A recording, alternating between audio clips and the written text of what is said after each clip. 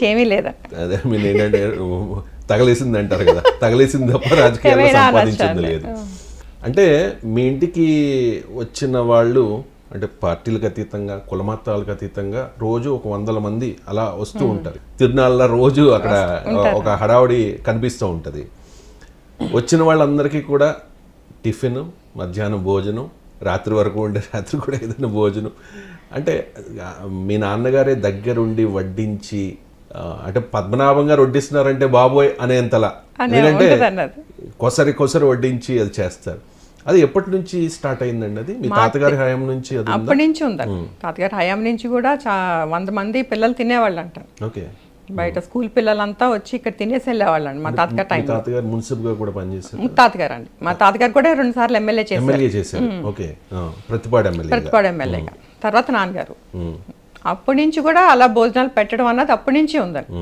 So అప్పటి నుంచి ఇంకా నాన్నగారు కూడా ఇంకా అంతే, ఎవరు టైంకి చెప్పి రాకపోతే మాత్రం వాళ్ళు అయిపోయారండి. వచ్చాక మళ్ళీ వాళ్ళు కూర్చోబెట్టి భోజనాలు వండించి భోజనం పెట్టి కానీ పంపించరు. అంతే ఆప్యాయతగా ఉంటారు. వాళ్ళు కూడా అంతే, ఎక్కడి నుంచి ఉన్నా సరే, అమెరికా నుంచి వస్తుంటారండి అందరూ. ఇండియా వచ్చారంటే నాన్నగారిని చూడకుండా ఎవరు వెళ్ళరు, అంత అభిమానం. 2024 ఎన్నికలకు ముందు మీరు ఒక సెన్సేషన్ అయిపోయారు. ఎంతలా అంటే మీ తండ్రి గారి మీదే కొంతమంది అవాకులు చవాకులు పేలేంతలా. అంటే మీ తండ్రి గారి గురించి గొప్ప తెలియని వాళ్ళు చాలా మాటలు అని ఉండవచ్చు. ఉప్మారెడ్డి అని ఉండవచ్చు. ఇంటికి వెళ్తే ఉప్మా పడేస్తారు అని చెప్పి మాట్లాడినప్పుడు మీకు బాధ అనిపించేది కదా? చాలా బాధ అనిపించేదండి. కానీ అది నాన్నగారి మీద అభిమానం కూడా అదే ఉందండి. అభిమానంతో ఆయన జనసేనకు రావట్లేదని చెప్పి కోపం అండి అది, అంతే తప్ప ఆయన మీద ద్వేషం కాదు. బొలిశెట్టి శ్రీనివాస్ గారు ప్రజెంట్ తాడేపల్లిగూడెం ఎమ్మెల్యే, ఆయన మీ ఇంటికి వచ్చారు. పద్మనాభం గారి ఇంటికి జనసేనలోకి ఆహ్వానించారు. పవన్ కళ్యాణ్ గారు కూడా వస్తారు, ఆహ్వానిస్తారు మిమ్మల్ని అనే ఒక సంకేతం వచ్చినట్టుగా అప్పట్లో ప్రచారం జరిగింది. జనసేన నాయకులందరూ కూడా చాలామంది మీ నాన్నగారి ఇంటికి వచ్చారు. కానీ ఎక్కడ తేడా జరిగింది? ఎందుకు జనసేనలోకి రాలేదు పద్మనాభం గారు?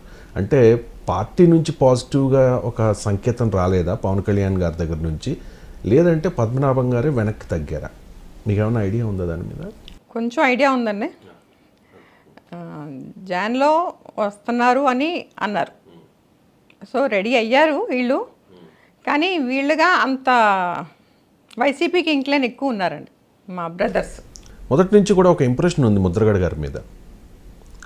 తుని రైలు దహనం దగ్గర నుంచి అప్పుడు భూమన కరుణాకర్ రెడ్డి గారితో మీట్ అయ్యారు, వైసీపీ నేతలతో టచ్లో ఉన్నారు, రాయలసీమ నుంచి ఎవరన్నా రప్పించుకున్నారు, ఈ రకమైన ప్రచారం జరిగింది. వాస్తవం ఏంటనేది ఎవరికి ఇప్పటికీ తెలియదు, ఆ కేసులన్నీ కొట్టేశారు కాబట్టి. అంటే వైసీపీతో టచ్లో ఉన్నారనే ఒక భావనతో జనసేన పార్టీలోకి రాకుండా నిరోధించారా మీ నాన్నగారిని? అయ్యి ఉండొచ్చండి.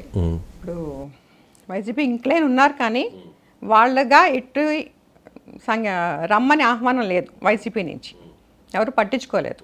ఫస్ట్ ఆఫ్ ఆల్ ఈ జనసేన పవన్ కళ్యాణ్ గారు వస్తారన్న విషయం తెలిసిన తర్వాత ఈ జగ్గంపూడి గారు, కురసాల కన్నబాబు గారు అందరూ అప్పుడు రెడీ అయిపోయారు. వద్దు వెళ్ళొద్దు, అందులో వద్దు ఇందులోకి రండి అని చెప్పి చాలా అప్పుడు స్పీడ్ అయ్యారు వాళ్ళు. ముందు పత్తిపాడు అన్నీ అనౌన్స్ చేస్తారు అప్పటికే, జాన్లో మీకు తెలిసే ఉంటుంది. అప్పటికే అనౌన్స్ చేసిన తర్వాత పవన్ కళ్యాణ్ గారు వస్తారన్న తర్వాత, వస్తానన్నారో లేదో కూడా అది క్లారిటీ లేదంట. అదే బొలిశెట్టి శ్రీనివాస్ గారు అయితే చెప్పారు, బట్ పవన్ కళ్యాణ్ గారు చెప్పారా లేదా అనేది క్లారిటీ లేదు. మీరు అన్నట్టు కూడా మా తమ్ముడు కూడా ఎవరైనా వెళ్ళి ఆహ్వానించి ఉంటే బాగుండేదేమో అని నాకు పవన్ కళ్యాణ్ గారిని కలిసాక మాత్రం అనిపించింది. సాధారణంగా వేసేసారు మధ్యలో పుల్ల వేసారా? వేసారు. సాధారణంగా ఒక వ్యక్తి మీ నాన్నగారితో మీ ఇంటికి వస్తున్నాను అని చెప్పి రాకపోతే ఒక రకమైన కోపం పెంచుకుంటారంట, నిజమేనా? కోపం అంటే అదే ఎందుకు రాలేదు కొంచెం కోపం వచ్చేస్తుంది కదా. కోపం ఆయనకి పట్మని వచ్చేస్తుంది, ముక్కు మీద కోపం అంటారు అందరూ. ఇంకా ఆ కోపంలోనే ఈ డిసిషన్ అని తీసేసుకుంటారు. ఇంకా తీసుకుని దాని మీద స్టాండ్ అయిపోతారు. బ్యాడ్ అని తెలిసినా సరే స్టాండ్ అయిపోతారు. అంటే పద్మనాభం గారు అంటే తనకు నచ్చింది, తన ప్రజలకు ఏదైనా నష్టం కలిగించే విషయం ఏదైనా వచ్చినా కూడా వెంటనే ఆయన గృహ నిర్బంధం చేసుకోవడం, నేను సూసైడ్ చేసుకుంటానని చెప్పడం, పురుగుల మందు డబ్బా పట్టుకోవడం కాపు ఉద్యమం సమయంలో చూసాం మనం. అంతకుముందు కూడా ఒకసారి పిస్టల్ ఎలా పెట్టుకుని ఎవరో లోకల్గా ఉన్న ఏదో ఎలక్ట్రిసిటీ రిలేటెడ్ సెట్ దీక్ష అన్నది. అవును.